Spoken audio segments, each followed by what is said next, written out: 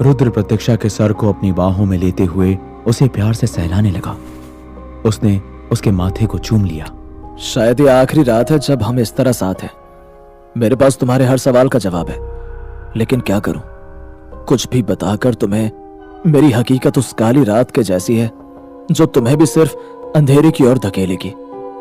इस पर सिर्फ तुम और मैं, लेकिन हम दोनों ही कभी भी एक नहीं हो पाएंगे, क्योंकि मैंने तुमसे कुछ ऐसा छुपाया है जिसके लिए मैं तुम्हारा गुनहगार हूं। रुद्र जानता था कि प्रत्यक्षा दवा के असर से अब गहरी नींद में है, इसलिए अब वो नहीं जागेगी। इस पर रुद्र ने प्रत्यक्षा को अपनी बाहों में कसते हुए अपनी बात उसके सामने रखी। उस रोज तुम्हें बाजार में बिकता हुआ देखा तो मुझे अपनी माँ की याद आई। उन्हें भी अगवा करके बाजार में बेचा गया था। बाबा ने मेरी माँ की जान बचाई थी, मुझे अपने घर में सहारा दिया। हमें एक बेहतर जिंदगी देते हुए उन्होंने मुझे गोद लिया और अपना नाम दिया। उनके एहसान ही मेरी जिंदगी है।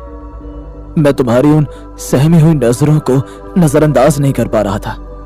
जब तुम बाजार में डरी हुई थी, तुम नहीं जानती मैं किस जहन्नुम से गुजरा हूं, और नहीं चाहता हूं कि तुम मेरा अतीत जानने के बाद मुझ पर कोई तरस खाओ, या फिर मुझे उन लोगों की तरह देखो जिन्होंने हमेशा मुझे नीचा दिखाया।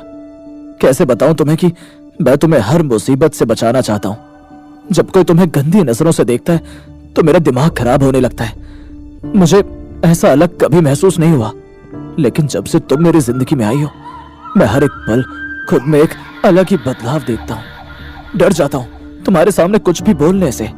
जैसे ही कुछ बोलता हूं तुम घबरा जाती हो। शायद गलती तुम्हारी नहीं है, मैं खुद ही बात नहीं कर पाता हूं तुमसे। रुद्र ने सोती हुई प्रत्यक्षा के होठों को धीरे से चूमते हुए उसे और भी जोर से अपनी बाहों में कस लिया। मैं तुम्हें बताना चाहता हूं कि तुम्हारी मौजूदगी मुझे बहुत पसंद है।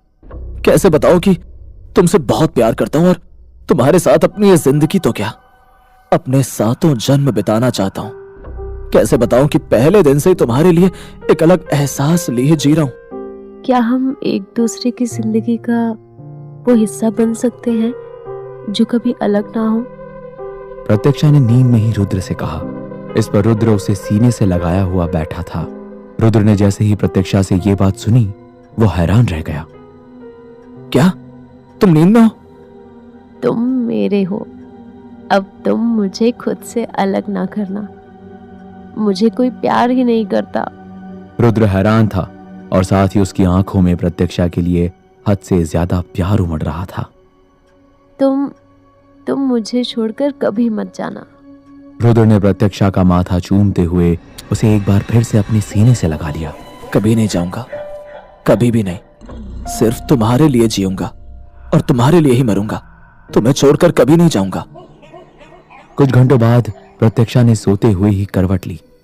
वो नींद में ही थी कि अचानक उसे महसूस हुआ कि उसके पास कोई मौजूद है। प्रत्यक्षा ने धीरे से अपने हाथ को सरकाते हुए आगे बढ़ाया। प्रत्यक्षा के हाथ किसी की धड़कनों को महसूस कर सकते थे। प्रत्यक्षा अपनी बेहोशी से उभरना चाहती थी, लेकिन दवा के असर के कारण उसकी आंखें बोझिल हो रही थी। प्रत्यक्षा अभी तक बेचैन थी, लेकिन जैसे ही उसके हाथ ने धड़कनों को महसूस किया, प्रत्यक्षा की बेचैनी अचानक से ही शांत होने लगी। प्रत्यक्षा ने धीरे से उन धड़कनों को और करीब से सुनना चाहा और फिर उन धड़कनों पर अपने कानों को लगाते हुए प्रत्यक्षा नींद में ही मुस्कुराते हुए अपनी बाहों से धड़कनों की आवाज को कसने लगी। उसे अपने पास की मौजूदगी से सुकून मिल रहा था। प्रत्यक्षा के कानों में एक भीनी सी आवाज पड़ी। जल्दी से ठीक हो जाओ, तुम्हें इस हालत में देखते हुए मुझे दर्द होता है। प्रत्यक्षा ने वह आवाज सुनते ही नींद में भी मुस्कुरा दिया। इस पर प्रत्यक्षा ने अपनी आंखों को हल्की से खोला। उसकी धुंधली आंखों में किसी की तस्वीर बन रही थी और वो तस्वीर प्रत्यक्षा के दिल को हद से ज्यादा सुकून दे रही थी। प्रत्यक्षा एक पल के लिए सब भूल चुकी थी। प्रत्यक्षा ने अपनी पलकों को धीरे से झपकाते हुए मुस्कुरा दिया। रुद्र प्रत्यक्षा के बेड पर ही उसके पास लेटा हुआ था। रुद्र ने प्रत्यक्षा के सिर के नीचे अपने हाथ को रखा हुआ था और प्रत्यक्षा का सिर रुद्र की बाहों में सिरहाने पर था।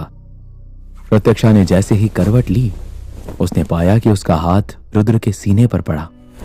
रुद्र की धड़कन प्रत्यक्षा के हाथों में महसूस हो रही थी रुद्र प्रत्यक्षा को बेहद खामोशी से देख रहा था। बच्चा, क्यों करती हो तुम ऐसा? क्या ये रात यही नहीं थम सकती?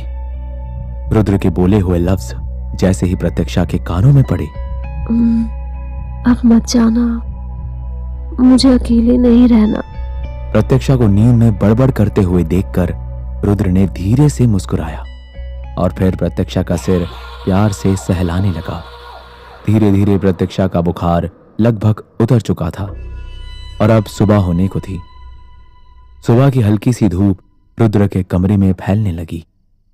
प्रत्यक्षा अभी भी सो रही थी और रुद्र पूरी रात प्रत्यक्षा के पास लेटा हुआ यूं ही जागता रहा। सुबह प्रत्यक्षा ने जैसे ही अपनी आंखों को खोला, उसने पाया कि रुद्र उसके ठीक पास लेटा हुआ था और प्रत्यक्षा को एक नजर बस देखे ही जा रहा था। तभी प्रत्यक्षा की आंख खुल गई। तुम यहाँ ऐसे क्यों हैं हम? अब कैसा महसूस हो रहा है? अपने हाथों को मुझसे अलग करोगे क्या?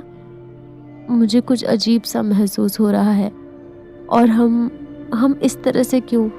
रुद्र ने प्रत्यक्षा की आंखों में आंखें डालते हुए उससे सीधे साफ शब्दों में पूछ लिया। क्या महसूस हो रहा है? प्रत्यक्षा ने रुद्र को हैरानी से देखते हुए अपनी नजरों को नीचे झुकाते हुए रुद्र की बाहों से खुद को एक बार फिर से अलग करने लगी। इस पर रुद्र ने प्रत्यक्षा को वापस अपने पास खींच लिया। तुम जानती हो कि जब तक मुझे मेरा जवाब नहीं मिलता मैं तुम्हें जाने नहीं दूंगा। ऐसे कैसे बात कर रहे हो तुम? मुझे सच में अजीब लग रहा है। ऐसा लग रहा है कि मेरा मन बैठा जा रहा है। ऐसा लग रहा है कि जैसे मैं किसी खाई में गिरे जा रही हूँ। मेरे अंदर कुछ अजीब सा हो रहा है। छोड़ दो ना मुझे। बेवकूफ हो तुम। ठीक है, नहा लो जाकर। हमें कहीं जाना है फिर तो तैयार हो जाओ। रुद्र के प्रत्यक्षा को छोड़ देने पर वो मन में ही सोचने लगी। है? सच में छोड़ दिया इसने तो? कैसा बेरुखापन है इसके अंदर। जब लड़की बोले कि जाने दो तो रोकना चाहिए उसको। कहाँ जाना है हमें? तुम चलो, मैं बाद में बताऊंगा। वैसे रात में मैं थोड़ी देर के लिए बाबा से मिलने गया था। वापस आया तब कमरे में मुझे कार्तिक मिला। तुम्हें तेज बुखार था तो वह बैठकर पट्टियां कर रहा था। सोचा बता दो तुम्हें क्योंकि तुम बेहोश थी और कार्तिक तुम्हारे बिस्तर के पास कुर्सी पर बैठा हुआ था। अपने एक दो जोड़ी कपड़े बांध दो और जो भी तुम्हारा जरूरत का सामान हो वो ले लो। प्रत्यक्षा ने चुपचाप से रुद्र की बात मानते हुए जल्दी से एक छोटे से बैग में अपने 2 जोड़ी सूट रखे। रुद्र ने पास में ही रखी हुई वैद्य जी की दी हुई दवाइयों को प्रत्यक्षा के बैग में रखते हुए प्रत्यक्षा के माथे को हल्के से हाथ लगाया। प्रत्यक्षा को बुखार नहीं था। मुझे अपना बैग दो, चलते हैं फिर। तुम नीचे चलो, मैं बस थोड़ी देर में आती हूँ। रुद्र साइलेंटली प्रत्यक्षा का बैग उठाकर कमरे से बाहर चला गया। इस दौरान प्रत्यक्षा रुद्र को सीढ़ियों से नीचे जाते हुए देख रही थी। प्रत्यक्षा ने अपनी अलमारी से कार्तिक के गमछे को निकालते हुए अपने कमरे से बाहर निकली और कार्तिक के कमरे के पास जाते हुए उसके कमरे को खटखटाने लगी। प्रत्यक्षा इस बात से अनजान थी कि कार्तिक के कमरे में महल का कोई भी शख्स नहीं जा सकता था। कार्तिक ने सबको अपने कमरे में आने के लिए मना किया हुआ था। कितनी बार कहा है, मेरे कमरे के दरवाजे को छूने की जरूरत भी नहीं है। कार्तिक ने प्रत्यक्षा को सामने खड़ा पाया। इस पर कार्तिक ने प्रत्यक्षा को ऊपर से नीचे की ओर देखते हुए उससे कहा, तुम क्या कर रही हो यहाँ पर और तबीयत कैसी है अब? तुम्हारा गमछा, ये तुम्हें वापस देने आई हूँ। मुझे लगा मैं भूल जाऊंगी और उस दिन मेरी इज्जत बचाने के लिए शुक्रिया। मेरे हाथ जरा गंदे हैं, इसे मेरे कमरे में रख दो। प्रत्यक्षा धीरे से उसके कमरे में आई और फिर बेड पर गमछे को रख दिया। एक बार फिर से तुम्हारा शुक्रिया अदा कर रही हूँ। तुमने उस दिन मेरी इज्जत बचाई और रुद्र ने बताया कि कल रात तुमने मेरी देखभाल भी की, उसके लिए भी शुक्रिया। लेकिन आइंदा मेरी फिक्र करने की जरूरत नहीं है। प्रत्यक्षा जैसे ही कार्तिक के पास से निकलते हुए कमरे के बाहर जाने लगी, कार्तिक ने अचानक ही कमरे के दरवाजे की तरफ लपकते हुए उन दरवाजों को बंद कर दिया और प्रत्यक्षा को दरवाजे की तरफ खींचते हुए बंद दरवाजे पर खड़ा कर दिया। ये क्या बदतमीजी है? मुझे बाहर जाना है। जब तक मेरे सवालों का जवाब नहीं दोगी तब तक तो मुमकिन नहीं है कि तुम यहाँ से बाहर जाओ। और वैसे भी सबको पता है कि मेरे कमरे में आना मना है, लेकिन तुम मेरे कमरे के अंदर हो तुम यहाँ से चीखोगी, चिल्लाओगी या कुछ भी करोगी, कोई नहीं आने वाला तुम्हारी हिफाजत के लिए। इसीलिए जो पूछूं साफ साफ मुझे उसका जवाब दो, वरना शायद भारी कीमत चुकानी पड़ सकती है तुम्हें। इतना कहते हुए कार्तिक प्रत्यक्षा के करीब आने लगा, लेकिन प्रत्यक्षा ने कार्तिक के करीब आते ही कार्तिक के मुख समाते हुए बेहद सीधे और कड़े शब्दों में कहा, ऐसी गलती से भी मत करना, क्योंकि उसके बाद कुछ ऐसा होगा जिसके लिए तुम्हें सिर्फ पछतावा होगा और लोग मुझसे कोई सवाल नहीं करेंगे, बल्कि उसका जवाब तो तुम्हें ही देना होगा।